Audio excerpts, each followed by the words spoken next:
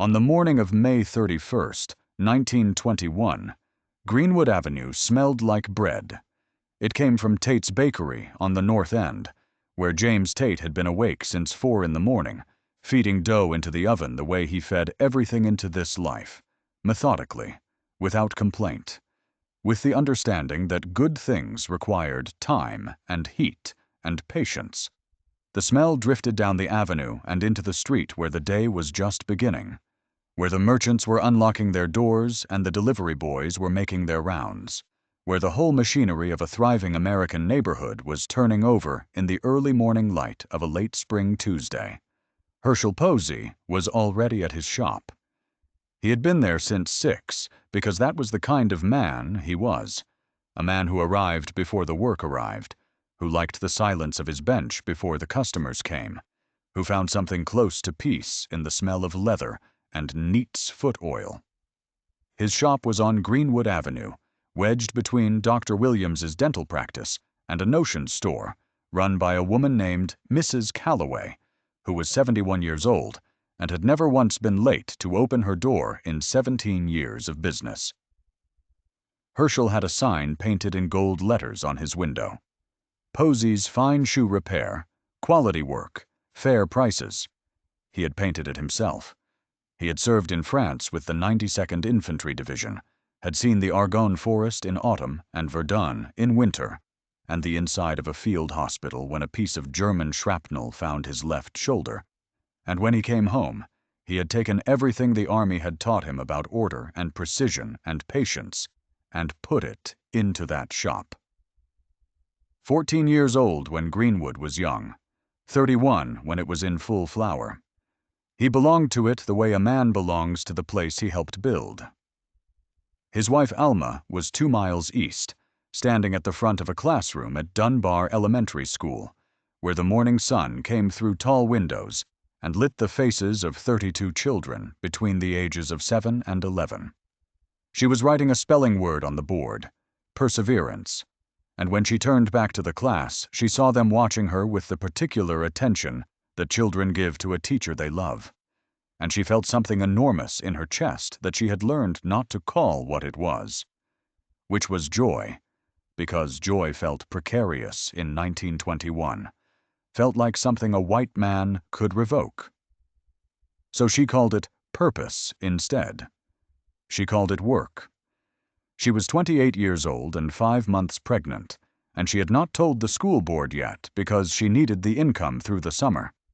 She taught her children to spell difficult words because she believed, in the bone-deep way of people who have thought hard about what they believe, that language was a kind of armor. Down the block from Herschel's shop, at the corner of Greenwood and Archer, Dr. A.C. Jackson was walking to his office. He was 51 years old, and he walked the way successful men walk in places where they have earned their success, with a kind of deliberate unhurriedness, stopping to tip his hat to Mrs. Eleanor Washington outside the pharmacy, pausing to look at the morning edition of the Tulsa Star in the window of Smitherman's office, nodding at the young men loading crates outside the Stratford Hotel.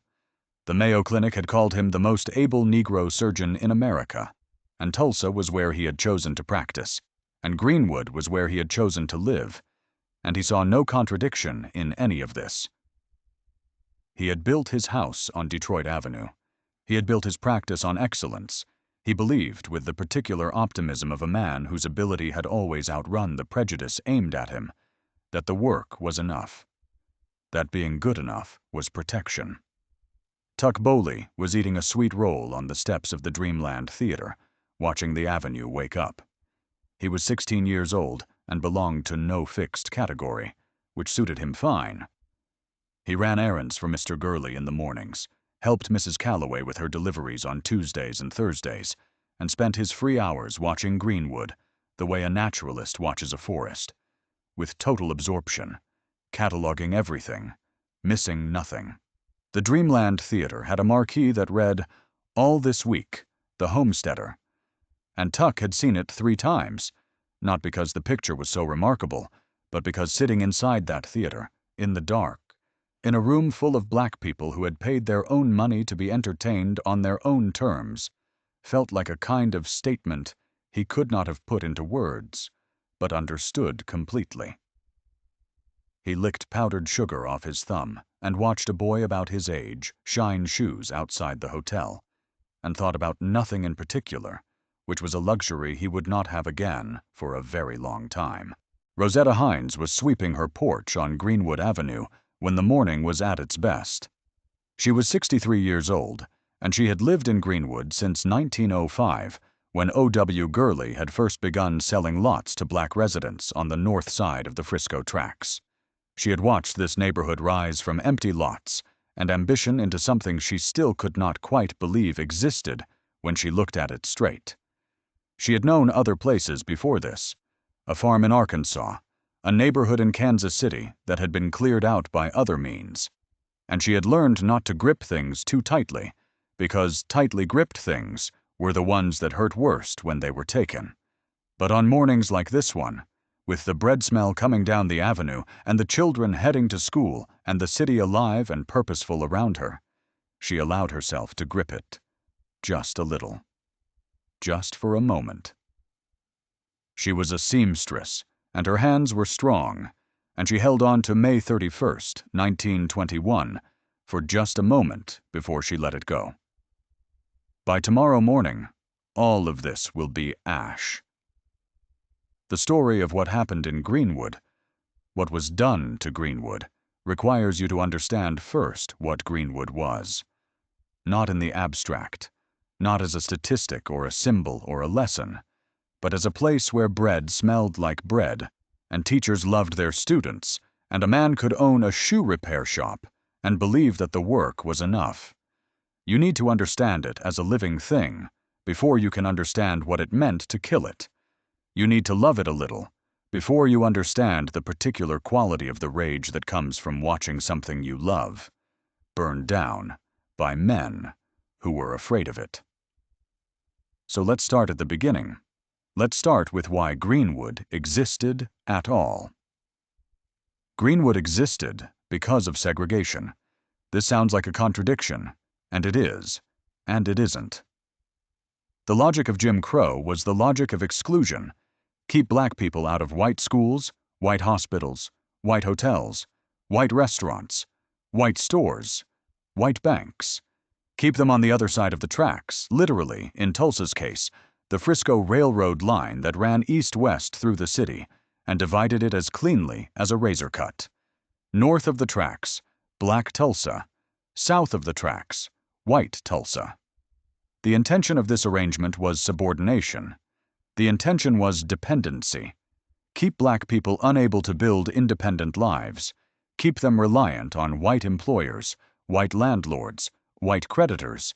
Keep them in a position of perpetual economic vulnerability that would naturalize the hierarchy, make it look like the natural order of things, rather than a structure that had been carefully constructed and violently maintained. What happened instead was Greenwood. When you cannot shop in white stores, you open your own stores. When you cannot bank at white banks, you open your own bank. When you cannot be seen at a white doctor, you train your own doctors and build your own hospital. When your children cannot attend white schools, you build schools so good that your children will outperform the children who tried to exclude them. Segregation intended to create dependency.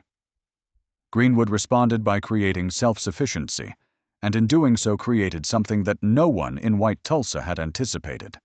A community so economically coherent, so internally complete, so genuinely prosperous that it became an example, a rebuke, a proof of something that the ideology of white supremacy required to be untrue. Booker T. Washington visited in 1905 and called it Black Wall Street, and the name stuck, and it was accurate, not as metaphor, but as description. By 1921, the Greenwood district comprised 35 blocks of black-owned and black-operated commerce. There were grocery stores and clothing stores and 2 movie theaters. There was the Stradford Hotel, owned by J.B. Stradford, a 4-story brick building with 54 rooms that was the finest black-owned hotel in Oklahoma. There was Gurley's rooming house, Gurley's Hotel, Gurley's Grocery.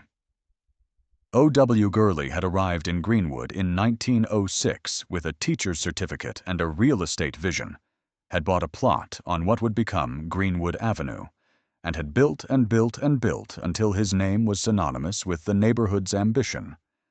There were law offices, B.C. Franklin, who would later play a crucial role in what came after, and doctor's offices and a dentist's practice, and Dr. Jackson's surgical suite, which by 1921 had a reputation extending far beyond Tulsa, extending as far as white hospitals would allow black physicians to have reputations, which was not far enough, and never would be. There was the Tulsa Star. A.J. Smitherman had founded it in 1913, and he ran it the way he ran everything, with the conviction that truth, stated plainly and without apology, was a political act. Smitherman was 40 years old in 1921, a broad-faced man with a precise part in his hair and an editor's habit of reading every sentence twice to see if it said exactly what he meant. He was not afraid of white Tulsa's opinion of his editorials. He had written in January of 1921 about the right of black men to defend themselves against mob violence, and he had written it plainly, without euphemism, because he believed that the only appropriate response to plain violence was plain language. His printing press was on Greenwood Avenue. It ran 3 days a week. Its subscribers included black residents in 11 Oklahoma counties who had no other newspaper that would speak to them as citizens rather than subjects. Herschel had come home from France in 1919 and used his army savings to buy his shop. He had spent several months trying to decide whether to stay in Tulsa. A man who had fought for his country in a European war was not naive about what that country thought of him, and he had seen enough of French café life to understand that the world did not have to be organized the way Oklahoma had organized it. But Alma was here. Her family was here, and Greenwood was here, and Greenwood was something. It was genuinely something. So he stayed, and he opened his shop, and he learned the names of all his customers, and he did excellent work. His bench was against the wall under the window, and when the afternoon light came through at the right angle, it lit up the tools hung neatly on their pegs, and the shelves of dyes and oils, and the stack of completed work waiting to be claimed. And on those afternoons, the shop looked exactly like what Herschel had decided it would be. Proof. Proof of what? Of the thing Greenwood itself was proof of. That a man could make something from skill and patience and care. That excellence was not the province of the people who had tried to monopolize it. That the 32nd time a dollar circulated in this community, the 32nd merchant, the 32nd transaction, the 32nd pair of hands it passed through before finally crossing the tracks into the white economy. That dollar had done more work, built more value, sustained more lives than any dollar in white Tulsa dreamed of. The economists can argue about multiplier effects. Herschel understood it instinctively. Every pair of shoes he resold kept money in Greenwood. Every meal eaten at a black-owned restaurant kept money in Greenwood. Every dress made by Rosetta Hines, every haircut at the black-owned barbershop, every legal document drafted in B.C. Franklin's office kept the engine running. 36 times. The dollar lived here before it left. Alma taught her students about the Reconstruction Amendments, about Frederick Douglass, about Phyllis Wheatley, about the science of plants and the mathematics of commerce, about the history that their other books left out.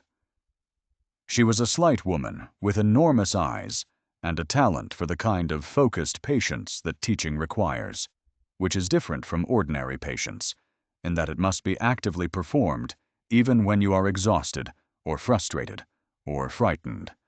She taught at Dunbar Elementary because it was named for Paul Laurence Dunbar, the poet, and because naming a school for a black poet in a black neighborhood was the kind of thing Greenwood did, the kind of small, precise statement that accumulated into a culture.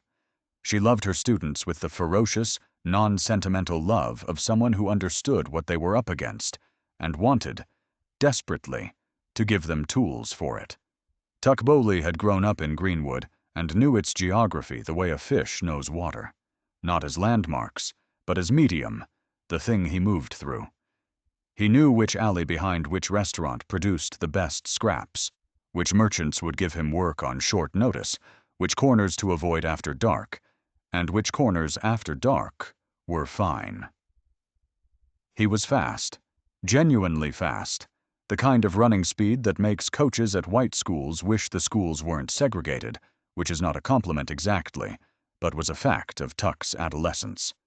He used the speed for deliveries, for errands, for general availability, and sometimes on late afternoons when the avenues were crowded and the city felt almost normal, just for the pleasure of running.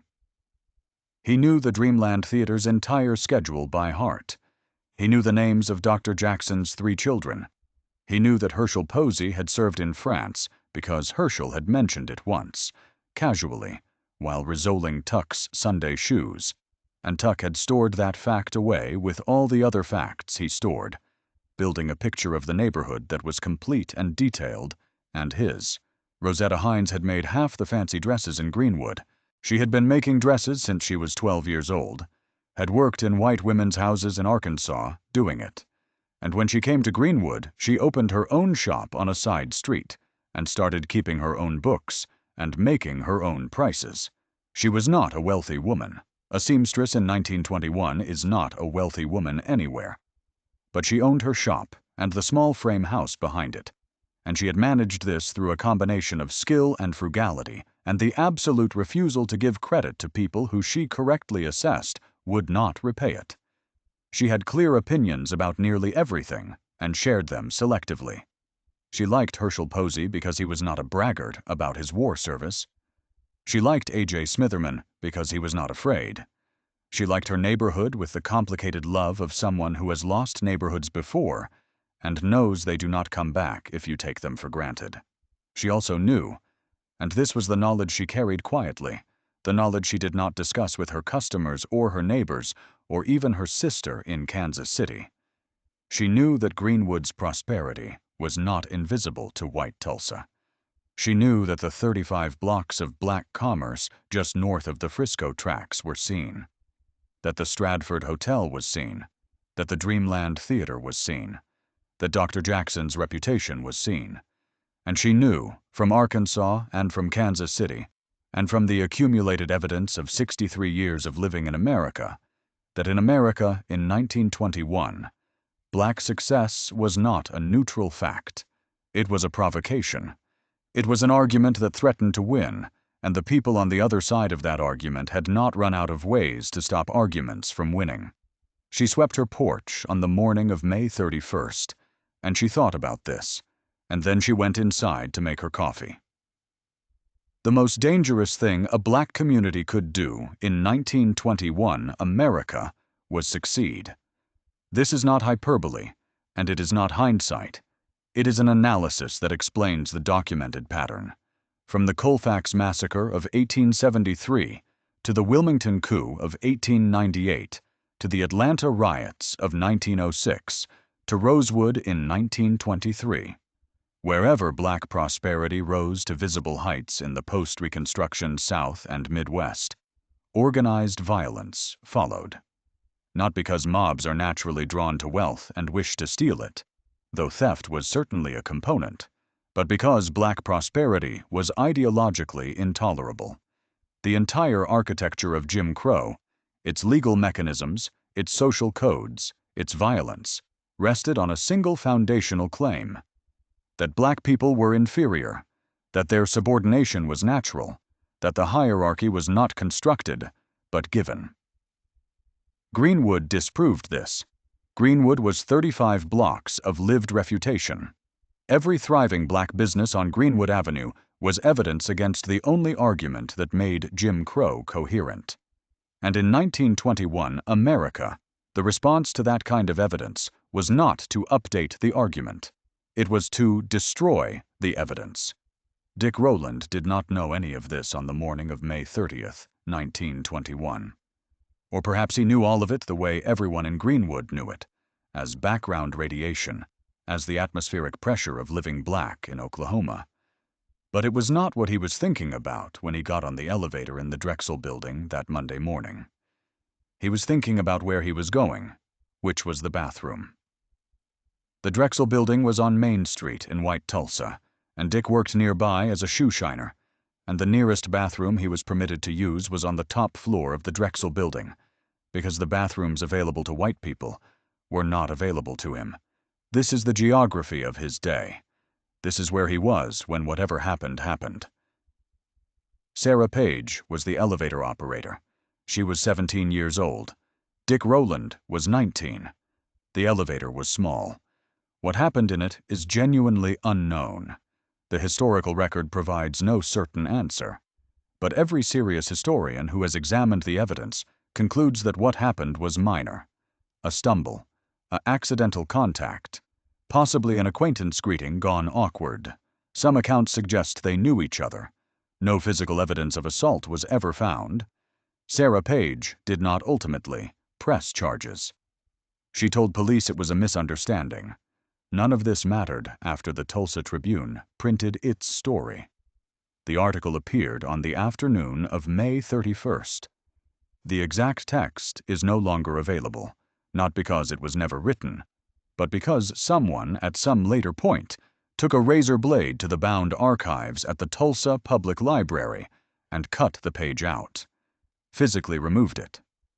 What remains is the record of its headline, reported by witnesses, "Nab Negro for attacking girl in elevator," and the record of what happened next, which is that a white mob formed outside the Tulsa courthouse where Dick Rowland was being held, and the mob grew through the afternoon and into the evening, and it had the specific gravity of mobs that are not just angry, but organized, mobs that know what they have come to do and are doing it in the presence of police who have not been told to stop them, or have been told not to stop them, which amounts to the same thing. The black community of Greenwood knew what a courthouse mob meant in 1921 Oklahoma. It meant a lynching. The calculus was not complicated. There had been 60 lynchings in Oklahoma since 1907. There had been a lynching in Tulsa in 1920. A white man, Roy Belton, pulled from a car in police custody by a mob while police watched. If they would do it to a white man, the calculus ran. They would do it without hesitation to a black one. And A.J. Smitherman had written, just months before, that the right to defend against mob violence was not a matter of debate. He had put it in the newspaper. It was not a secret position. So the armed black men of Greenwood, somewhere between 25 and 75 of them, depending on the account, got their guns and went to the courthouse. Herschel Posey was one of them. He had come home from the shop at 6:30, eaten supper with Alma, listened to the radio report, and then stood in the kitchen for a long moment looking at the wall before going to the bedroom and taking his rifle from under the bed. Alma stood in the kitchen doorway and watched him. She was wearing her good house dress and her hair was down, and she looked at him with the expression she reserved for situations where argument was available but futile, because she knew why he was going, and she knew she would not be able to tell him not to, because she understood, the same way he understood, the same way every black person in Greenwood understood, what a courthouse mob meant. "Come back," she said. "I'll come back," he said. He was not going to pick a fight. He was going to make the mob aware that there were armed black men present, that Dick Rowland had people who would not stand by while he was dragged out and murdered on a Tulsa street. It was a show of force in the service of de-escalation. This is what Herschel told himself, and it was true. And it was also true that he had no illusions about how much a show of force mattered against a white mob in 1921 Tulsa, if the mob decided it did not matter. He had been in France. He understood probability distributions in situations of organized violence. He went anyway. At the courthouse, the mood was what he had expected. Tightly wound, almost pleasurable in the way that mobs are pleasurable to the people inside them. That collective release of social inhibition disguised as righteous purpose. The white mob numbered in the hundreds now. The black men from Greenwood stood at the perimeter, visible, armed, watching. A police officer approached and asked them to leave. A black veteran said they would leave when they were assured Roland was safe. The negotiation went in circles for a while. Then a shot was fired. Nobody agreed later on who fired it or why. A scuffle, a gun discharging accidentally, someone making a decision that everyone else would spend the rest of their lives inheriting.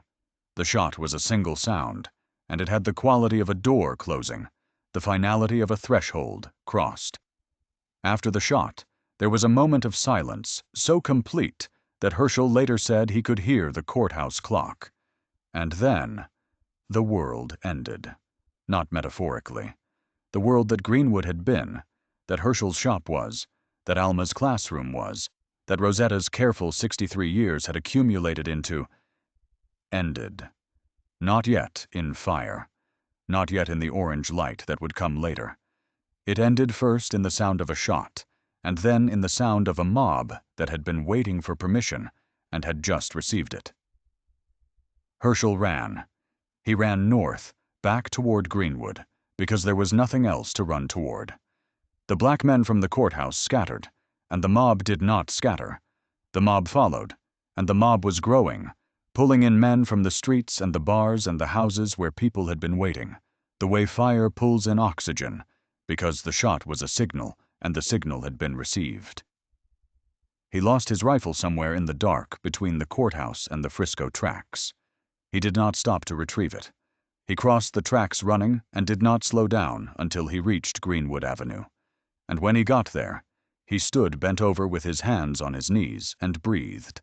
And when he looked up, he saw that Greenwood Avenue already knew.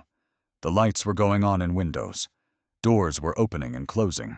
Men were standing in the street with that particular stillness that comes just before a decision.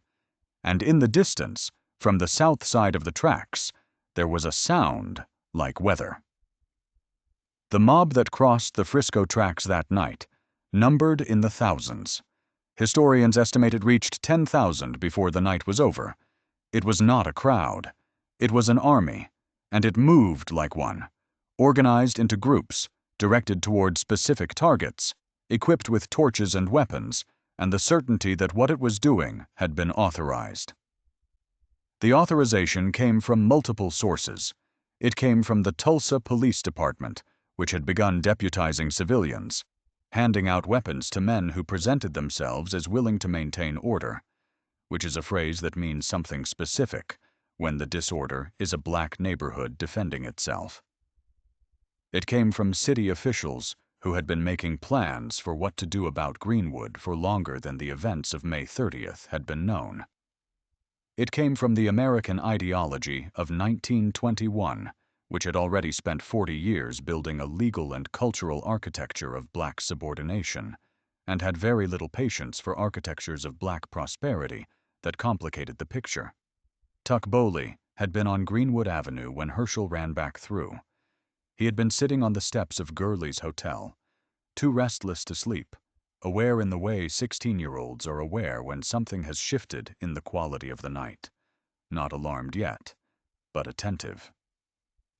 He watched Herschel come up the avenue, bent and breathing hard. He watched the men gathering in the street.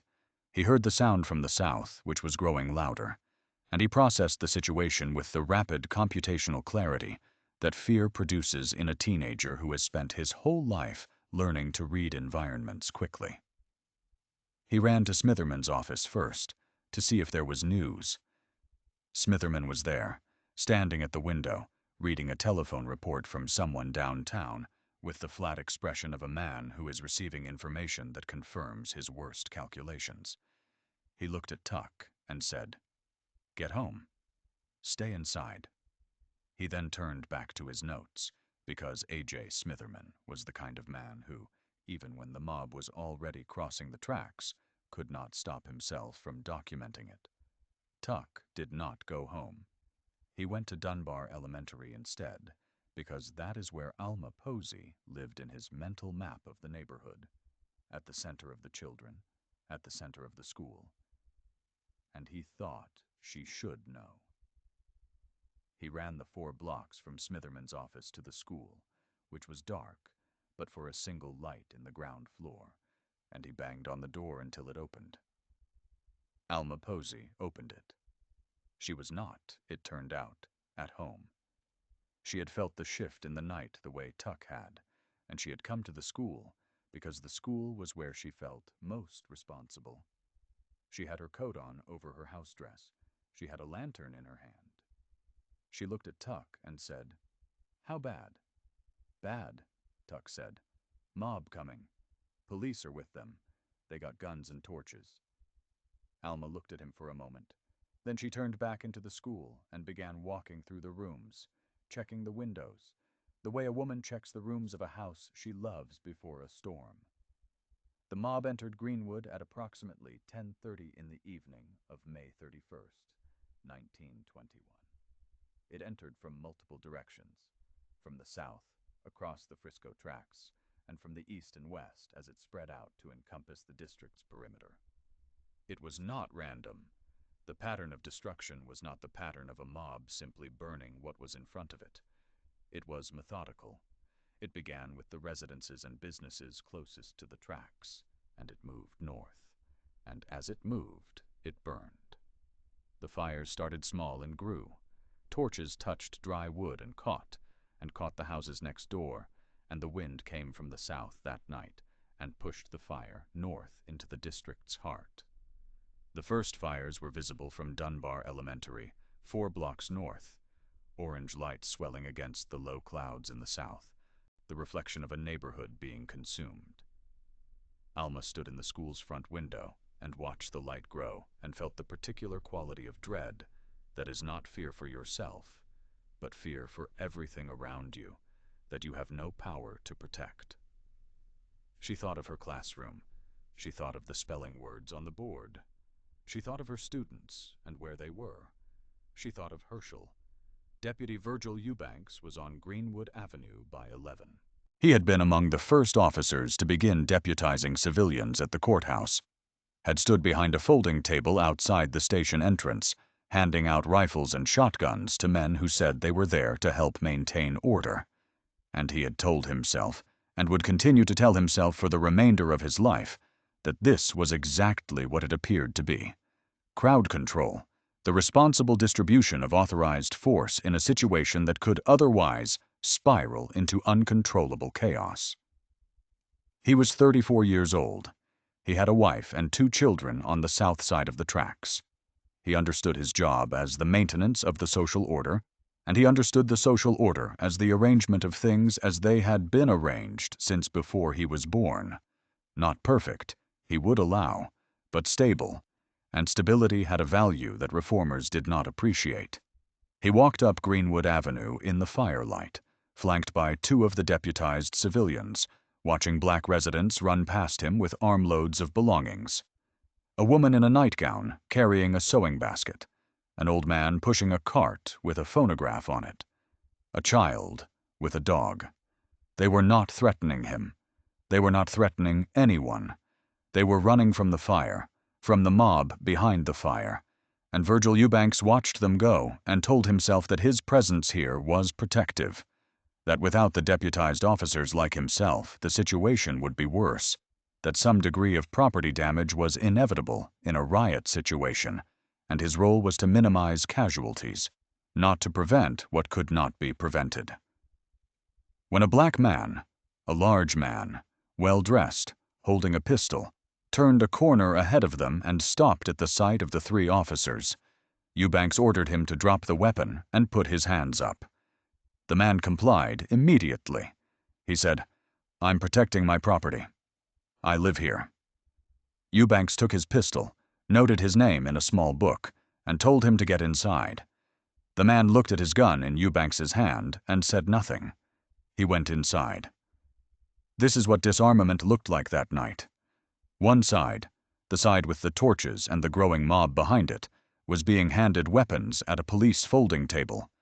The other side, the side running from the fires in their nightclothes, was having their weapons confiscated by officers who told themselves this was order. Herschel had made it back to his house. He sat in the kitchen with a neighbor, Jackson Roy, a postal worker who had also gone to the courthouse, and they listened to the sounds of the city from the kitchen window. Shots, distant shouting, the specific roar of large fires. Roy had his .38 on the kitchen table. Herschel had lost his rifle. He had a kitchen knife and a steady pair of hands, and no particular illusions about what either was worth. "How many you think?" Roy said. Herschel thought of the courthouse crowd. He thought of the sound from the south of the tracks. "Thousands," he said. "National Guard coming?" "Yes." He paused. "Not to help us." He was right about that. Rosetta Hines did not run. She stood on her porch in the early darkness of May 31st and watched the fires start on the south end of the avenue. And she made a calculation that 63 years of experience had equipped her to make, which was, where is the safest place for a woman my age right now? It was not, she decided, in the street. She went inside, took her cash box from behind the loose baseboard in the kitchen, put it in a cloth bag with her most important papers, her deed, her business license, her savings book, and tied the bag around her waist under her dress. She had done this before. Not in Greenwood, but before Greenwood. She knew how to prepare for the thing you hope won't come. Then she sat down in her kitchen and prayed, which was not something she did often or casually, but which was, she had decided, the appropriate response to the sound of an entire neighborhood being destroyed by people who wanted to destroy it. The fire reached her block around 2 in the morning. She knew it was coming because the light through her kitchen window went from dark to orange, and because the sound changed from distant to close, and because she could smell it. The particular acrid smell of burning wood and cloth and paint, the smell of a neighborhood leaving. She stood at her kitchen window and watched Tate's Bakery across the alley catch fire. Watched the flames go up the wall and across the roof. Watched the bread smell she had known for 16 years become something else. Then she took her bag and went out the back door.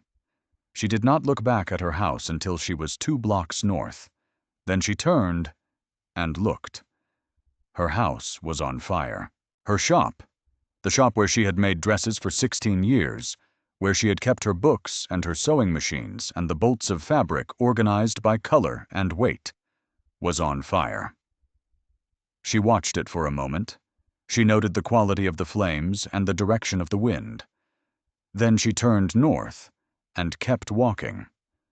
She was the memory of this night, and she knew it, and she was careful to keep the memory intact. Tuck was in the street when the planes came. He had been moving through Greenwood for 2 hours by then, carrying messages, checking on people, doing what a fast 16-year-old can do in a crisis, which is be where the information is and move it from one place to another. He had seen things in those 2 hours that his body had processed and stored somewhere beneath language, things that would come back to him in the next weeks as dreams, and in the next decades as images that surfaced at unexpected moments. He did not think of himself as a witness. He thought of himself as someone trying to be useful, but the witness part was happening whether he chose it or not. He was on Greenwood Avenue, near the Dreamland Theater, when he heard the engines. He had heard engines before. He knew what cars sounded like, trucks, the rattling motors of farm equipment. This was different.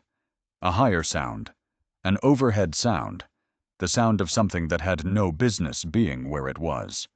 He stopped and looked up and saw, against the low orange clouds reflecting the fires, the shapes of 2 aircraft moving south to north over Greenwood at low altitude.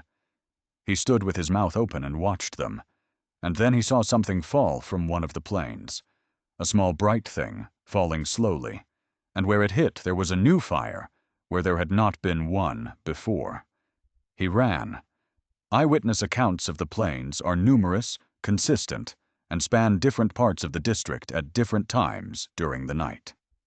Survivors reported seeing aircraft flying low over Greenwood. Multiple witnesses reported seeing objects dropped.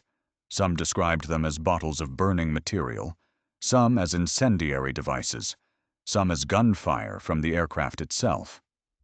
The exact nature of the aerial assault was debated by subsequent investigators. Were the planes dropping incendiary bombs, or merely carrying observers who fired rifles into the streets below, or both? The 2001 Oklahoma Commission report took the eyewitness testimony seriously and concluded that aircraft participated in the attack in some form, though the precise mechanics remained unclear. What is not debated is that aircraft flew over Greenwood during the massacre. What is not debated is that fires started below them. What is not debated is that the people who saw it looked up and understood, in the marrow of the moment, that this was something beyond a mob. A mob is human. A mob has faces and voices, and the possibility, however remote, of appeal, of confrontation, of the human recognition that a mob requires to stop being a mob. An aircraft has no face. An aircraft is a machine of the state, or of men with enough resources to own aircraft, which in 1921 was a fairly narrow category. When Tuck Boley looked up and saw those planes over Greenwood, what he saw was not just violence, but a statement. A statement about the scale of what was being done, and the scale of the people doing it. A statement that said, "We are not merely a mob. We are an organized assault, and we are operating in the air over your neighborhood, and your neighborhood is going to be gone before morning." Consider the year. 1921. The year the Tulsa Race Massacre happened was also the year of the Battle of Blair Mountain, West Virginia, in late August and early September. At Blair Mountain, a private detective army, and then the United States Army itself, would use aircraft against striking coal miners. The largest armed labor uprising in American history. The miners were white. The aerial assault was deployed against them. In the same year, in Tulsa, aircraft were used against a black community. 2 aerial assaults on American citizens in the same 12 months. One by government forces against workers demanding safety and fair wages. One by a mob, possibly assisted by state or city resources, against a black neighborhood that had committed the crime of existing prosperously. The year 1921 was the year America discovered what aircraft could do to its own people. The lesson was applied twice, and in both cases, the targets were people whose prosperity or solidarity had made them threatening to those in power. The machinery of aerial violence does not ask questions about ideology. It only requires targets. In 1921, America bombed its own citizens twice in 3 months. Once for being miners, once for being black. The aircraft that flew over Greenwood were not a historical aberration. They were the expression of a principle, that those at the top of a hierarchy will use whatever technology is available to maintain that hierarchy, and that in 1921 the technology available included private aircraft, and that the question of whether to use them is really a question of whether the target is considered worth protecting. The miners were not. Greenwood was not. What does that tell you about who the country was for? Before the planes finished their passes over Greenwood, something else was happening on Detroit Avenue. Dr. A.C. Jackson had chosen not to flee. He was at his home on Detroit Avenue, and when the mob came to his block, he went to his front door and opened it and stood there with his hands raised. He had decided, or concluded, or simply arrived at the point of certainty that a man like him, known, respected, a man whose reputation extended to the Mayo Clinic, would be recognized, that his identity would be protection, that the most able black surgeon in America was not the kind of man a mob would shoot. He was wrong. The accounts of Dr. Jackson's death are consistent across multiple sources, including testimony from white Tulsans who witnessed it and felt the need, later, to say what they saw. He stood at his door with his hands up. He said he was surrendering. He was shot while in that position of surrender. He died from his wounds. The most able Negro surgeon in America was murdered while surrendering. His hands were up. He had treated the patients that white hospitals would not treat. He had built a practice that served his community at a level that his community deserved, and that no other institution was prepared to provide. He had believed, with the perhaps forgivable optimism of a man of exceptional capability, in a country that claimed to value exceptional capability, that what he had built would protect him. It did not. On the morning of June 1st, 1921, Dr. A.C. Jackson was shot dead in front of his house with his hands in the air, and the man who shot him was never charged with anything. He was never charged because in the legal calculus of Tulsa, Oklahoma, in 1921, killing Dr. Jackson was not a crime. Or rather, it was the kind of crime that a grand jury would later decline to prosecute. The kind of crime that a police report would describe in bureaucratic language that communicated nothing about the thing that had actually happened. The kind of crime that required no verb, because verbs carry moral weight, and moral weight is what certain institutions are designed to distribute selectively. Herschel learned about Dr. Jackson 3 days later from a man at the internment camp at Convention Hall. He was sitting on a blanket in the large exhibition room with 200 other black men, men who had been rounded up during and after the massacre by the National Guard, herded into the city's convention spaces and fairgrounds and churches, told to wait. Not the mob members, not the men who had carried torches through Greenwood, not the men who had fired at running residents in the streets. Herschel Posey and 200 men like him. Men who had been in Greenwood when Greenwood was burned. Men who were now in a government detention facility waiting to be assigned an identification card by a white employer who would vouch for their good behavior. Without the card, they could not move freely in their own city. With it, they were under the supervision of a white sponsor, which was, the older residents recognized, a vocabulary from a century before. When the man told him about Dr. Jackson, Herschel sat with it for a long time. He stared at the convention hall floor, which was concrete, cool even in the June heat, and he put the information somewhere. He did not have a word for the place he put it. He had come back from France carrying certain images from that war in that same internal place. The Argonne forest at 4 in the morning, the face of a man he had known who died at Verdun. And now he put Dr. Jackson's death there too, in the archive of things he had experienced and would carry, but would not speak about casually, because casual speech was not adequate to them. They deputized the mob, the man said. His name was Earl Whitmore. He was a barber. He had lost his shop and his apartment over the shop and his barber's chair, which he had bought new from a manufacturer in St. Louis, for a sum he did not name, but which Herschel understood from the way he mentioned it, had been significant. They gave them guns and badges and told them to go into Greenwood. "I know," Herschel said. "And now we're the ones arrested." "I know," Herschel said again. He did know. He knew in the particular way of someone for whom knowledge is not new, but the enactment of it is still a revelation. The way soldiers know that wars produce casualties, and still the specific casualty surprises them. He knew that the police had been participants. He knew that the National Guard had interned the survivors, not the attackers. He would learn later, much later, from newspaper accounts and eventually from the 2001 Commission report, that 55 black residents had been indicted by a Tulsa grand jury for inciting a riot. He would learn that not a single white attacker, not one man who had carried a torch or fired a rifle or boarded a plane over Greenwood, was ever charged with anything. He would live with this knowledge the way you live with a permanent change in the weather. Not as an event, but as the new condition of the air, the thing you breathe, because there is nothing else to breathe. Alma was at Convention Hall too, in a different section. Women and children were being held separately.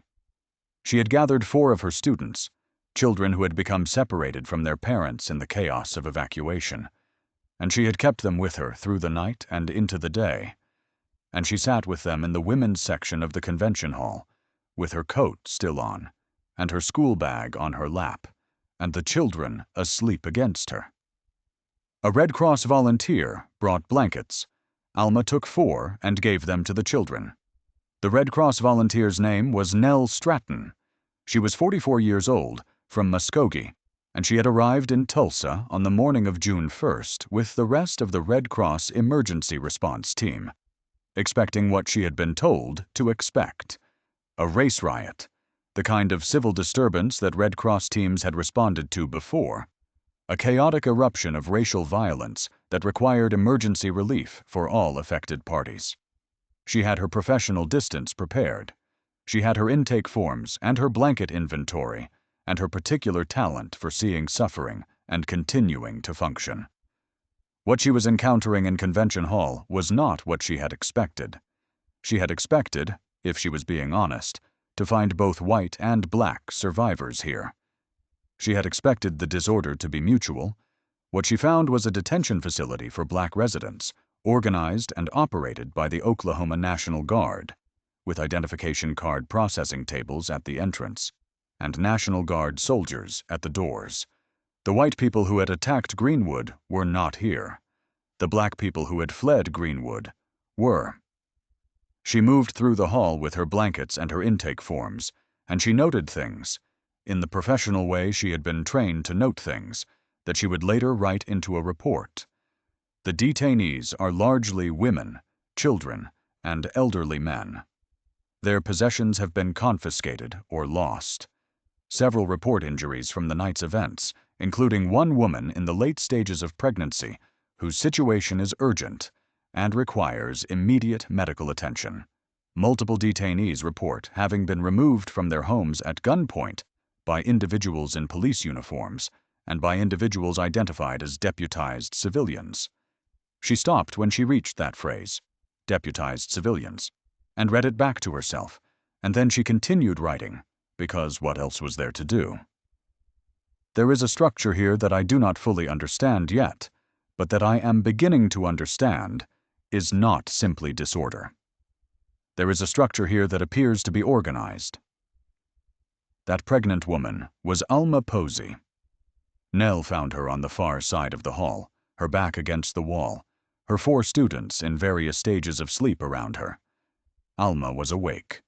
She looked at Nell with the specific look that a woman gives another woman in a situation like this, appraising, not hostile, calculating what the other woman represents and what she can be trusted to do. Nell knelt down and asked for her name. Alma gave it. She asked about her situation. Alma described it in plain factual terms, without self-pity, without drama. She was a teacher. Her students were here with her. She was 5 months pregnant. Her husband had gone to the courthouse the night before, and she did not know where he was. Her school was gone. She wanted Nell to understand that the school was gone, that this was not incidental.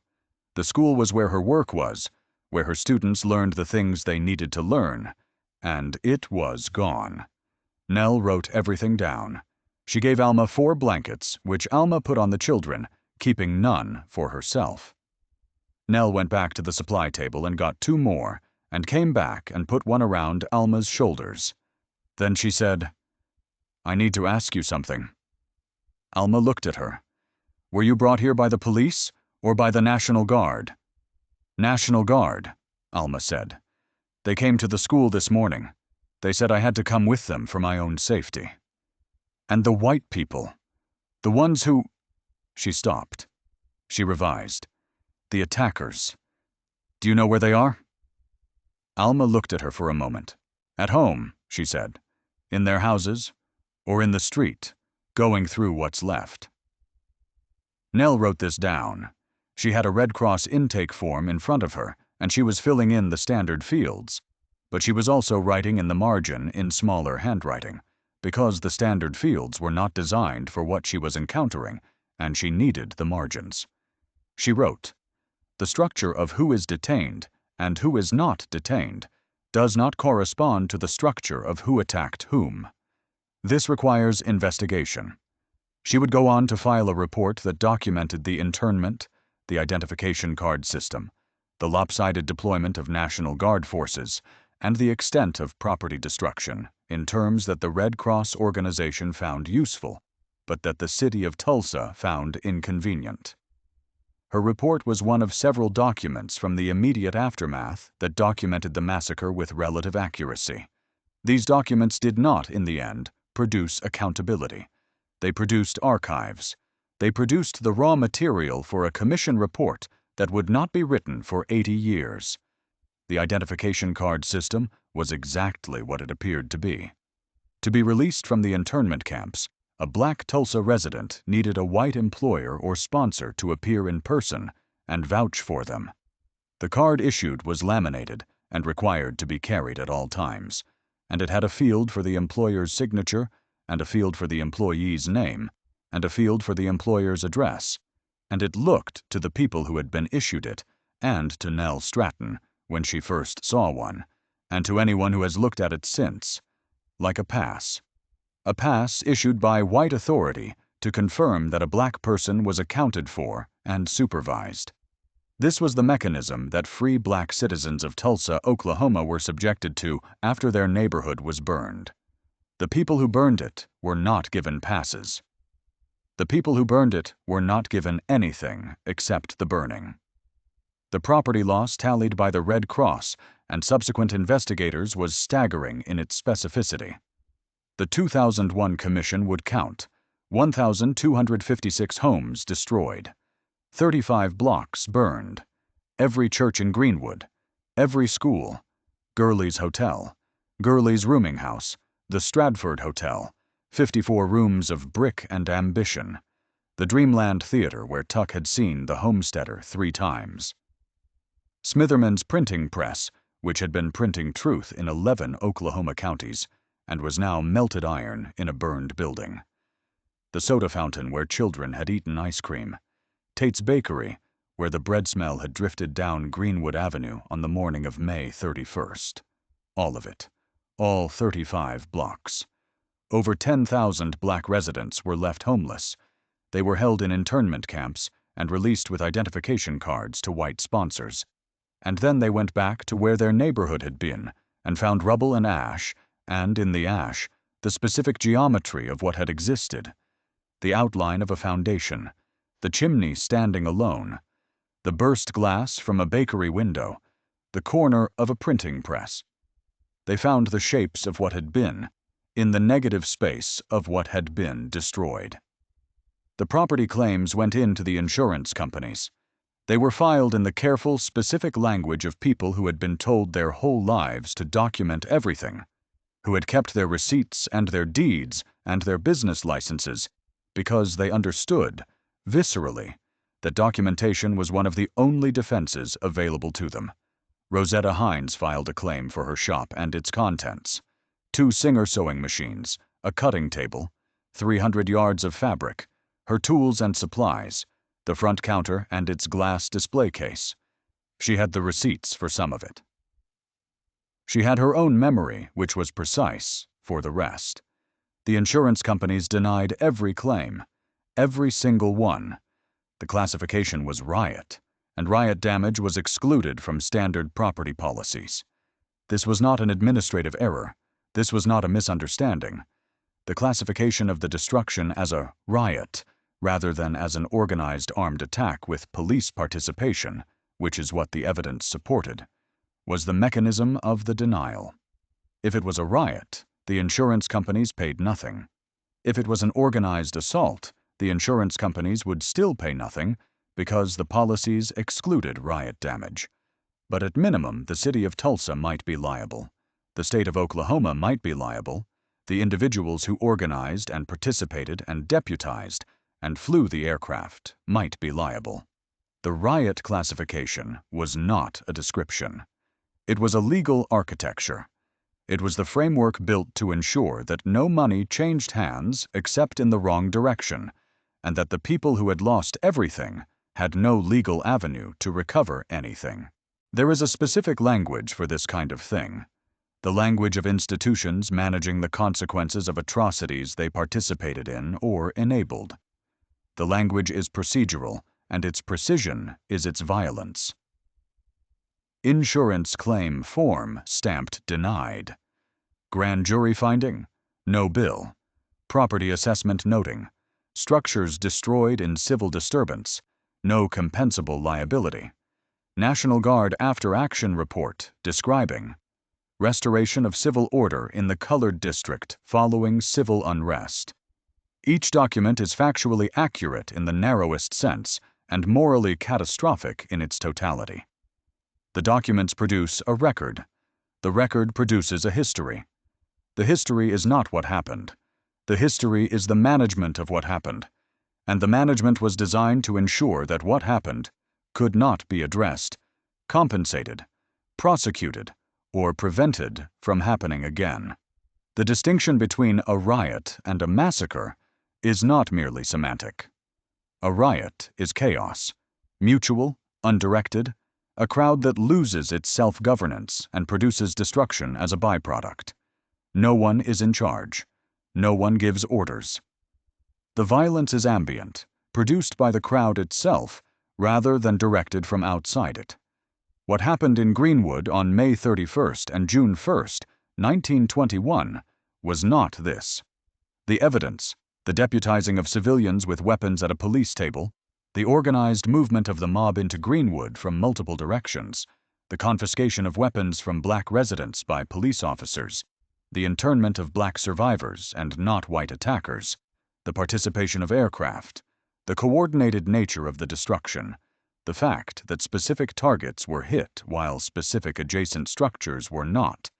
This evidence describes something organized, something that had a structure above the level of mob psychology, something for which individual participants made decisions and received, implicitly or explicitly, authorization. The word for that is massacre. The word for the official decision to call it something else is cover-up. The two words go together, and they have gone together for 100 years, and the fact that they are still being argued about in American courts in the 2020s is itself a data point about who the American legal system considers worth protecting. Herschel Posey was released from Convention Hall on June 5, 1921. A white man named Carter, who owned a hardware store that Herschel had patronized, came and signed for him. He drove Herschel to what had been his street in Greenwood. The two of them stood in the car in silence for a moment, looking at the foundation of the house and the ash filling it. Then Carter said, "I'm sorry, Herschel." He said it in the way of a man who means it and knows it is insufficient and has not found a better vocabulary yet, and probably never will. Herschel said, He got out of the car. Carter drove away. The shop was gone. The bench and the pegs and the shelf of dies and the sign in gold letters were gone. The leather smell was gone, buried under the ash smell that would be the smell of Greenwood for the next months, the smell that all the survivors would carry in their memory for the rest of their lives as the smell of what May 31st became. Herschel stood in the space where his shop had been and looked at the outline of it, and noted the specific objects that were still recognizable in the ash. The heel of an iron last, the hinge of his toolbox, the melted remains of the gold letter sign. He reached down and picked up the last. He held it in his hand for a moment. He put it in his pocket. Alma was released the same day. She was in rough condition. She had not slept properly. She was dehydrated, and the pregnancy was adding its own layer of physical demand to a body that was already running on almost nothing. But she was intact, and she had her students intact, and she had managed to deliver all 4 of them to their parents or relatives before she came looking for Herschel. She found him on the foundation of their house. They stood together in the ash for a while without speaking. Then Alma said, "The baby is fine." She paused. "I checked with the Red Cross nurse." "Good," Herschel said. "What do we do now?" He looked at the foundation. He thought about France. He thought about the men in the trenches in the Argonne who had dug in and held positions through 3 days of continuous bombardment because the only alternative to holding a position was giving it up, and giving it up was its own kind of catastrophe. He thought about the iron last in his pocket. "We stay," he said, "in Tulsa. In Greenwood. We stay in Greenwood. We build it back." Alma looked at him. She looked at the ash and the foundation and the chimney standing alone against the June sky. And she looked at her husband, who had come back from France and come back from the courthouse and was now standing in the ruins of everything they had and saying, "We stay. We build it back." She thought about her classroom.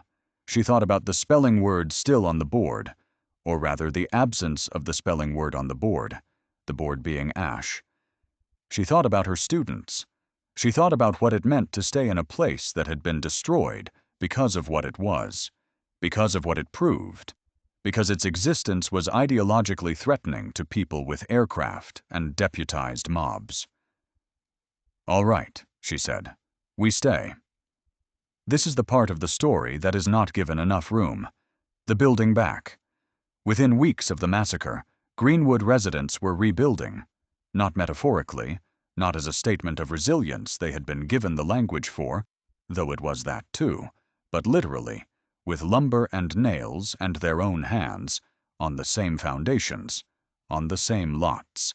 The city of Tulsa had a brief, shameful moment in which officials proposed to rezone Greenwood as an industrial area and deny black residents the right to rebuild their homes and businesses on their own land.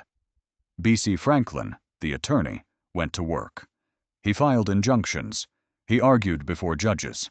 He used the law the way it was supposed to be used, as a mechanism of protection, and he won, and Greenwood residents were confirmed in their right to rebuild on their own property. This is its own remarkable story. A man with a law degree and the conviction that the system could be held to its own standards, doing the work of justice in the immediate aftermath of its catastrophic failure. By 1922, there were new buildings on Greenwood Avenue. By 1925, much of the district had been rebuilt. By 1927, Greenwood was again a thriving community, not identical to what it had been, not without the gaps of what had been lost, not without the weight of what had happened, and the knowledge that the people who had done it had never been held accountable, but alive, functioning. The schools were open. New businesses had opened. Rosetta Hines opened a new shop with a new set of Singer sewing machines and new bolts of fabric organized by color and weight, and she made dresses again in Greenwood, and she kept her books, and she did not speak much about what she had seen except to the researchers who would come eventually to ask. The rebuilding of Greenwood is evidence of something that the massacre's perpetrators either did not anticipate or did not care about, which is that you cannot destroy a community by destroying its buildings. The buildings were the expression of a community, not the community itself. The community was in the people, in the relationships, in the accumulated knowledge of how to make something from scratch, in the particular quality of determination that had built Greenwood out of the forced exclusion of segregation in the first place. Take away the buildings, and the people still know how to build buildings. Take away the bakery, and Tate still knows how to bake bread. The community rebuilt because it had, in its people, everything required to rebuild. The massacre destroyed the physical Greenwood. It did not destroy Greenwood. This is not to minimize the loss. The specific things that burned, the Stratford Hotel, Smitherman's printing press, Dr. Jackson's life, Herschel's shop with its sign in gold letters, were not replaced by the reconstruction. They were replaced by new things, which is different. The Stratford Hotel was gone. What was built in its place was not the Stratford Hotel. There is a permanent subtraction in any destruction, a specific irreversibility. The men and women who rebuilt Greenwood understood this. They rebuilt anyway, because the alternative was to let the destruction stand as permanent, and that was not an option they were willing to accept. But then the highway came. Urban renewal is a phrase that means, in practice, the government removal of communities that have been decided not to matter by the people who make government decisions. In the 1950s and 1960s, American cities embarked on massive highway construction projects funded by the Federal Highway Act of 1956. And in city after city, The highway planners routed the new interstates through the neighborhoods of people who had the least power to object. The pattern is so consistent, so regular across so many cities, that it cannot be explained as accident or oversight. In Miami, Interstate 95 went through Overtown, the black neighborhood that had been Miami's own version of Greenwood. In Detroit, the Lodge Freeway was routed through Black Bottom. In Minneapolis, Interstate 94 went through Rondo, a black neighborhood that had been building and thriving for 50 years. In Nashville, in Baltimore, in New Orleans. In city after city, the highway went through the black neighborhood, and the black neighborhood, having survived discrimination and in some cases having survived organized violence, was cut in half or consumed entirely by a structure that, once built, could never be moved. In Tulsa, Interstate 244 went through Greenwood. The highway was built in the 1960s and 1970s, and it cut through the rebuilt Greenwood district with the same methodical indifference to history that all highways bring to all neighborhoods they destroy. The city did not call it destruction. The city called it urban renewal, infrastructure investment, progress. The black residents of Greenwood called it the second time. The first time had come from a mob and aircraft and police deputizations. The second time came from environmental impact statements and eminent domain filings and federal highway dollars that the city was delighted to accept. The mechanism was entirely different. The result was identical: the destruction of what Greenwood had been and had rebuilt itself into being. There is a bitterness to this that is almost too precise to be accidental, though historians debate the extent to which the routing of urban highways through black neighborhoods was deliberate policy versus the product of racist indifference, which is perhaps a distinction without a difference in its effects. What is documented is the pattern. What is documented is that the people who made these routing decisions had the option of routing these highways elsewhere and chose not to. What is documented is that the political and legal tools available to protest these decisions were less available to the communities being destroyed than to the communities whose interests were being served. What is documented is that Greenwood was destroyed twice, once dramatically, overnight, by men with torches and aircraft, in a massacre that killed hundreds and made the news and was then suppressed, and once bureaucratically, over a decade, by federal and municipal governments, in a process that generated no dramatic headlines and was never suppressed because it was called progress. Two destructions, one community. The first destruction produced rage that was suppressed. The second destruction produced grief that was managed. Both produced the same result: the erosion of what black Tulsans had built, the conversion of Black Wall Street into a memory, and then into an absence, and then into a space where a highway runs through what used to be Greenwood Avenue. Tuck Bowley grew up and moved to Chicago in 1929, just before the Depression. He worked in a meatpacking plant, then in a print shop, then for a newspaper. He was not surprised by Chicago's version of segregation. The geography was different, the vertical ghettos of apartment buildings rather than the horizontal geography of the South, but the principles were recognizable. He did not speak much about Tulsa, about the night of May 31st, about the plains over Greenwood, about the things he had seen at 16 years old in the streets of a neighborhood being burned. He spoke about it once, at length, to a researcher from the University of Chicago who was collecting oral histories of the Great Migration, and the researcher noted that Tuck spoke with a kind of precise, declarative flatness. No emotion performed, no editorializing, just sequential description, that she recognized as the register of someone who had processed a trauma thoroughly enough that the facts no longer required emotional annotation, because the facts contained all the emotional information necessary. Rosetta Hines stayed in Greenwood. She stayed through the rebuilding and through the Depression, and through the second wave of prosperity that Greenwood achieved in the 1940s, when wartime industry brought money to Oklahoma, and black workers spent that money in black businesses in Greenwood, the way they always had. She stayed through the decline that followed, the slow erosion of Greenwood's economic independence, as desegregation theoretically opened white businesses to black customers, which it did, at the cost of those black dollars now leaving Greenwood, rather than circulating within it 36 times.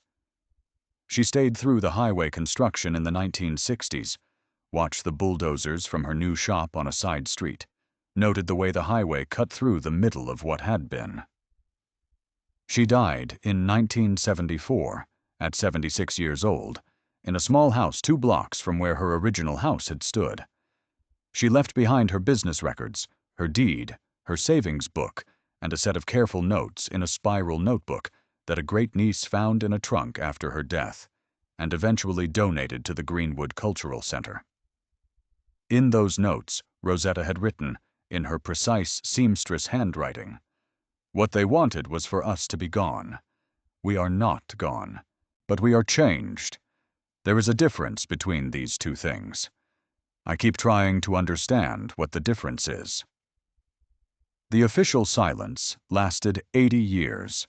The Tulsa Tribune article that started the mob, the specific article with its specific inflammatory language that sent a white crowd to the courthouse on May 31, 1921, no longer exists in any archive, because someone, at some point, took a razor blade to the bound newspaper volumes at the Tulsa Public Library and cut out the page. The rest of the volume is there. The page is not.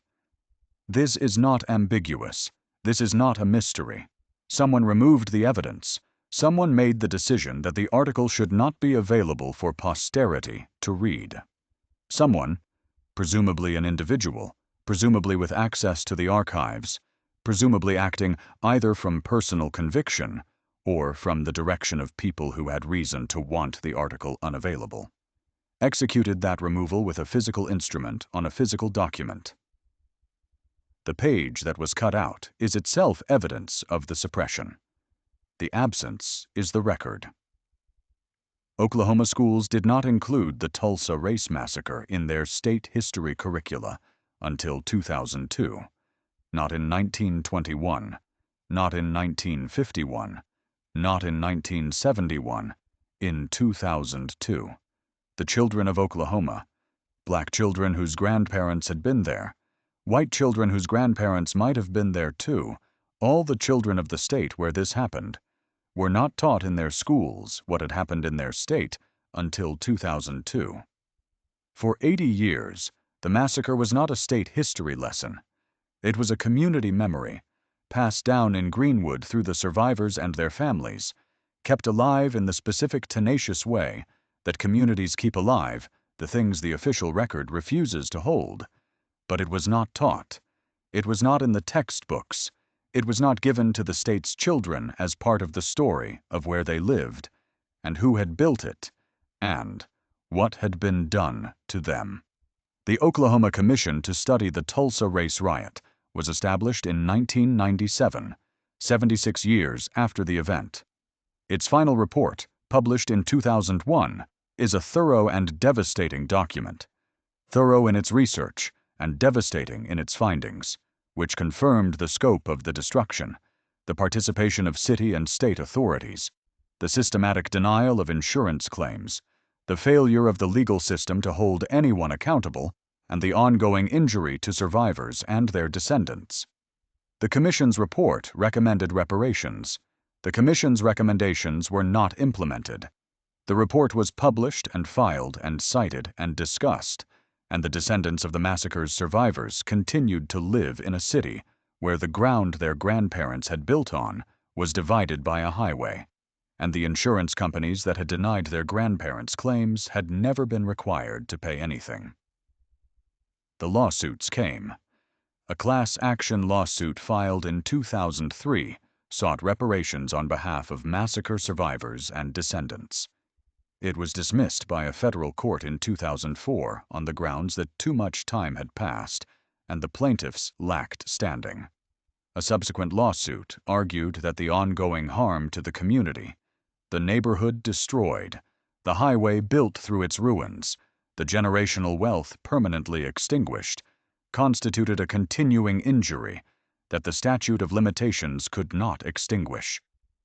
These arguments found some sympathetic judges and several encouraging legal opinions, and ultimately failed in the courts, which in the year 2023 dismissed the last known viable reparations case filed on behalf of massacre survivors.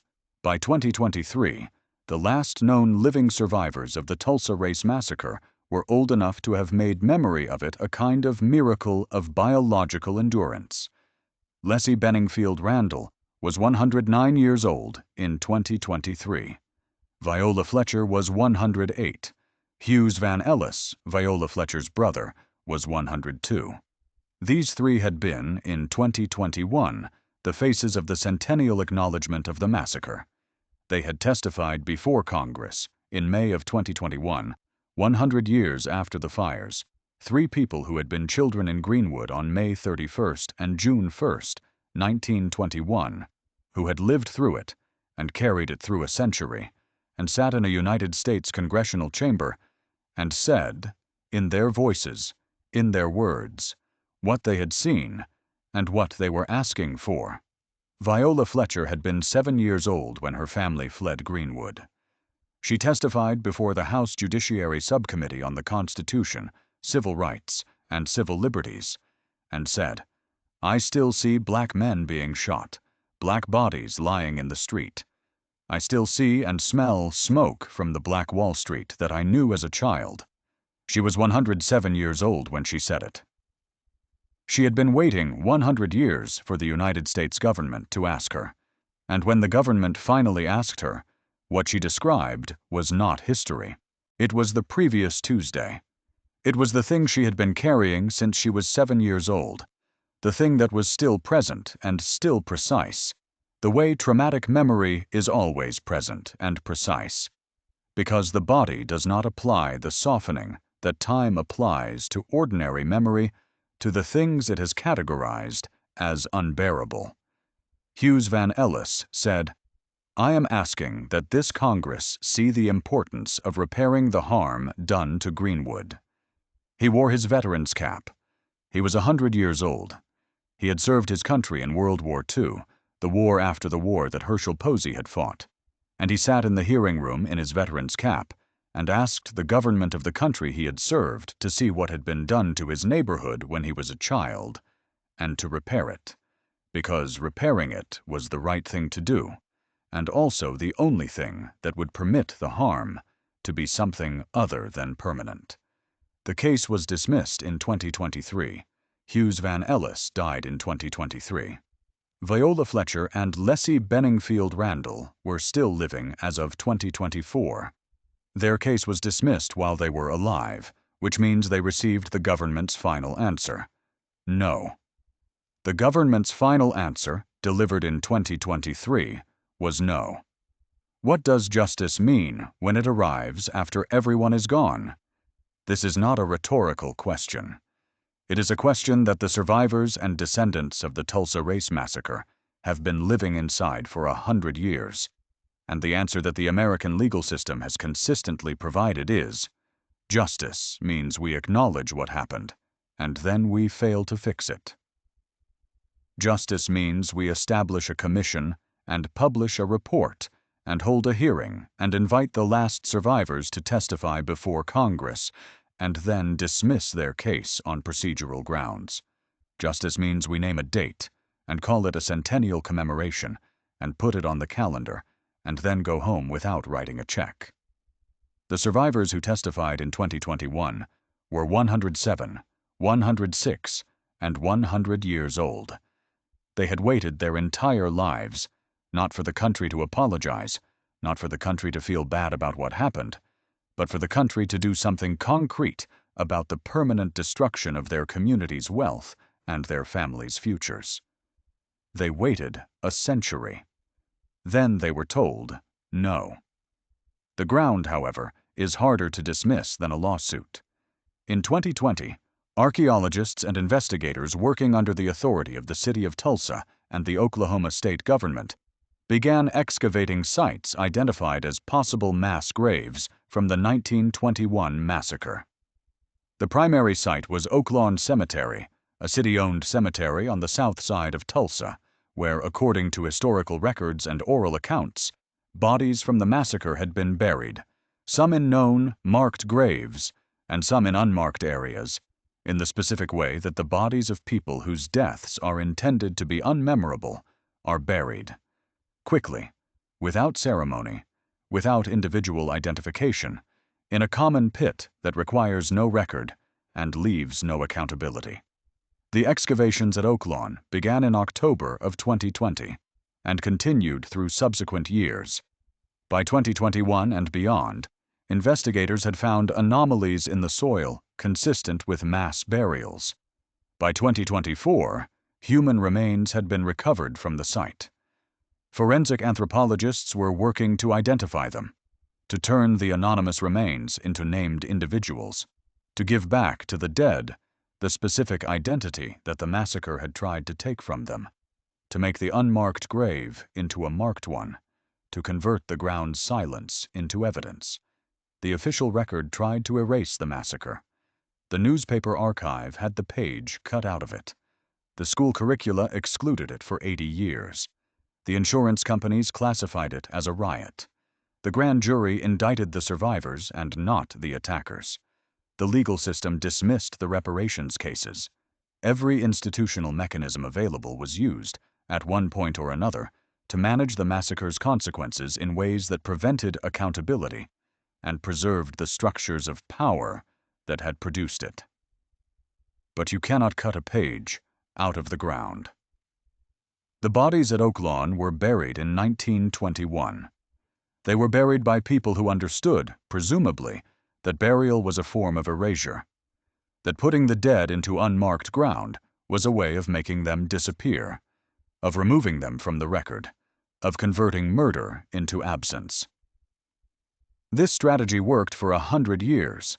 The ground kept its silence for 100 years, and then the ground was opened, and the ground had kept everything. Bones do not decompose on the schedule of political convenience. The archaeological record is indifferent to the statute of limitations. The evidence in the soil wasn't removed by a razor blade, or declined by an insurance adjuster, or dismissed by a federal court. It was just there, in the dark, waiting for someone to be willing to look. The willingness to look was what took 100 years. On Greenwood Avenue today, there is a section of the original district that has been preserved and memorialized. The Greenwood Cultural Center stands on part of the original footprint. There is a John Hope Franklin Reconciliation Park, named for the Tulsa-born historian who spent much of his career documenting the history that Tulsa had preferred to forget.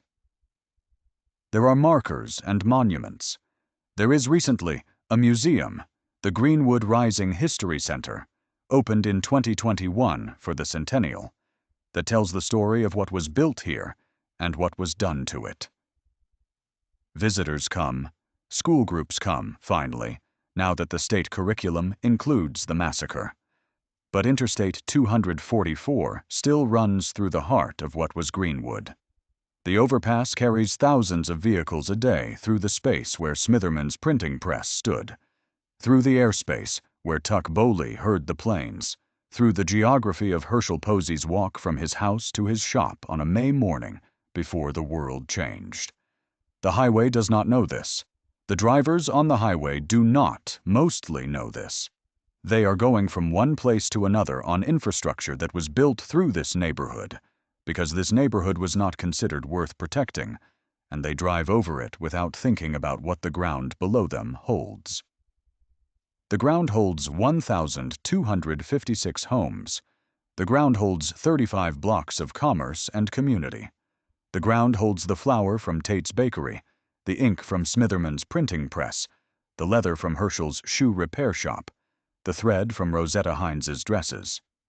The ground holds the bodies at Oaklawn, which are being named now, slowly, bone by bone, in a process of forensic recovery that is also a process of insisting on identity against the century-long effort to erase it. The ground holds Dr. A.C. Jackson's belief that his excellence would protect him, and the specific quality of the moment when that belief was disproven, and the hands he raised in surrender, and the shot. The ground holds the testimony of Viola Fletcher and Leslie Benningfield Randall and Hughes Van Ellis. Not the words of the testimony, which are in the congressional record, but the fact of the testimony. The fact that 3 people who were children in Greenwood on May 31st, 1921, lived long enough to tell a room of legislators what they saw, and what it cost them, and what they were asking for. The fact of that endurance is in the ground, too, in the soil of a place that was supposed to be gone, but is not gone, that was supposed to be forgotten, but is not forgotten, that was supposed to produce in its survivors a silence proportional to the violence that produced it. The silence was not proportional. The memory was not extinguished. The evidence was always there. The willingness to look, that was the variable. That was the thing that took 100 years to produce in adequate supply. The willingness to look at what happened in Greenwood, Oklahoma, in May and June of 1921. The willingness to say, this was not a riot. This was a massacre, organized with police participation and aerial assault and legal architecture against the wealthiest black community in the United States, because that community's prosperity was ideologically intolerable to the people with the power to destroy it. The willingness to say, we know the number of homes destroyed, and we can name the businesses and the churches and the schools, and we can number the dead, even if we cannot yet name all of them, and we can trace the insurance denials and the indictments, and the newspaper page cut out with a razor, and the highway built through the ruins, and all of it together adds up to a specific thing with a specific name, and the specific name matters, because names are what accountability requires. The willingness to look was not there in 1921. It was not there in 1931, or 1951, or 1971. It arrived slowly, unevenly, contested at every step, driven by the survivors who would not stop saying what they had seen, and by the researchers who would not stop writing it down, and by the archaeologists who were willing to put shovels in the ground at Oaklawn and find what the ground had kept. It arrived in time for the last survivors to testify before Congress and then have their case dismissed, which is a particular kind of bitterness that this story does not resolve and does not pretend to. Greenwood's bread smelled like bread on the morning of May 31st, 1921. Alma Posey was teaching her students to spell difficult words because she believed that language was a kind of armor. Herschel Posey was at his bench before the work arrived, finding something close to peace in leather and oil. Rosetta Hines was sweeping her porch, allowing herself to grip the morning just a little, just for a moment, before she let it go. What happened to them was not an accident of history. It was not an eruption of spontaneous mob psychology. It was an organized assault, authorized and assisted by officials of the city and state, carried out by men who had been handed weapons at a police folding table, conducted from the ground and from the air, concluded with the internment of the survivors and the legal exoneration of the attackers, and the insurance denial of every claim, and the physical removal of evidence from the public archive, and the exclusion of the event from the public curriculum for 80 years. This is what was done. This is what was covered up.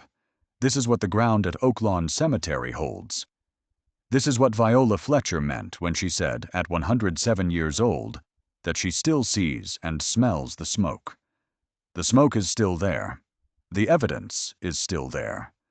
The question of what to do about it is still there, unanswered, carrying the specific weight of things that have been deferred so long that the people most entitled to the answer are old and dying while the answer is still being decided. The answer has not come yet. The evidence has been found. The last survivors testified. The commission published its report. The schools teach it now. The museum is open. But Greenwood Avenue is still divided by a highway. The insurance companies never paid. Not a single attacker was ever convicted. The reparations case was dismissed in 2023. The ground holds everything. The willingness to look is what has to come next.